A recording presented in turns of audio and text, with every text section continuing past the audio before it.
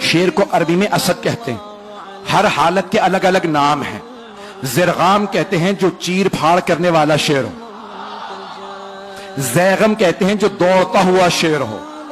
حارس کہتے ہیں حفاظت کرتے ہوئے شیر کو. غضنفر کہتے ہیں بڑے اور بوڑھے شیر کو. توجہ. لیس کہتے ہیں غراتے ہوئے شیر کو. غراتا ہوا شیر کہلاتا ہے لیس. لام یہ اور سے. لیس غراتا ہوا شیر. اور حملہ کرتے ہوئے شیر کو کہتے ہیں حیدر. حملہ کرتا ہوا شیر حیدر. اور عباس کس شیر کو کہتے ہیں؟ تو میں نے لغت میں دیکھا تو مختلف معنی لکھے تھے. ایک جگہ لکھا ہے انگڑائی لیتے ہوئے شیر کو عباس کہتے ہیں. توجہ.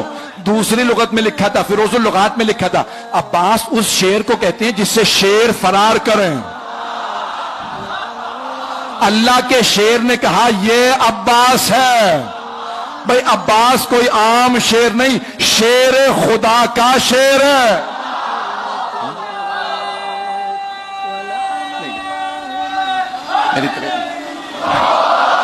چلتے رہیے گا. جناب عباس بہت شجاع, بہت دلیر. اور میں نے کسی مقام پہ پیش کیا تھا, اشارہ کر رہا ہوں صرف, کہ بے انتہا خوبصورت تھے جناب علی مرتضیٰ. اور سب سے زیادہ آپ کی آنکھوں کی تعریف کی گئی ہے. مولا کی آنکھیں بہت بڑی بڑی تھی. اور جب آپ میدان جنگ میں جاتے تھے نا تو آپ دانت بھینچ لیتے تھے. جب ذوالفقار کھینچتے تھے نا تو دانت بھینچ کے ذوالفقار کو کھینچتے, آنکھیں سرخ ہو جاتی تھی. اکثر لوگ آپ کی آنکھوں کو دیکھ کے وہیں مر جاتے تھے. مولا علی آنکھوں سے دشمن کو کھا لیتے تھے. بڑے بڑے سورما کا پتا پانی ہو جاتا تھا. جناب امیر کی وہی آنکھیں جناب عباس کے پاس تھی. جناب عباس بھی مولا کی طرح نقاب رکھ کے میدان میں اترتے تھے. مولا بھی نقاب اپنا تحت الحنک نکالتے تھے, اپنے امامے میں سے تحت الحنک نکالتے تھے اور میدان میں جاتے تھے. جناب عباس صفین میں صرف 13 برس کے تھے. اگر سننا چاہیں پڑھو, 13 برس کے تھے صفین میں. تو ایک مرتبہ جناب عباس علیہ السلام جناب امیر کی زرہ پہن کے مولا کی سواری پہ سوار ہوئے, مولا کی تلوار لی, میدان میں گئے. جناب عباس کی زلفیں طولانی تھی, رنگ بہت گورا تھا. تو ایک مرتبہ آپ نے تلوار کھینچی, لڑنا شروع کیا. ساری فوج کہنے لگی علی آ گئے, علی آ گئے. تو دوسرے پوچھتے پتہ کیسے؟ کہ آنکھیں وہی ہیں, تیور وہی ہیں. چلیے گا. تو ایک مرتبہ جناب امیر سے کسی نے آگے کہا مولا آپ یہاں ہیں. وہاں میدان جنگ میں ہر آدمی نے شور مچا رکھا ہے, علی آ گئے, علی آ گئے. مولا مسکرائے, کہا لڑنے والے سے کہو علی نے بلایا. جناب عباس سے کسی نے کہا آپ کو علی نے بلایا, آپ نے نقاب نہیں اتارا.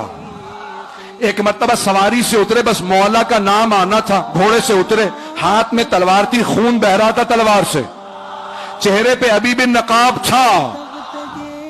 جیسے ہی جناب عباس کو آتا دیکھا نا تو جناب عباس کے سیاہ امامے پہ سیاہ بال چہرے پہ آئے ہوئے تھے, رنگ گورا تھا. مولا نے دور سے دیکھے کہا ہاذا قمر بنی ہاشم,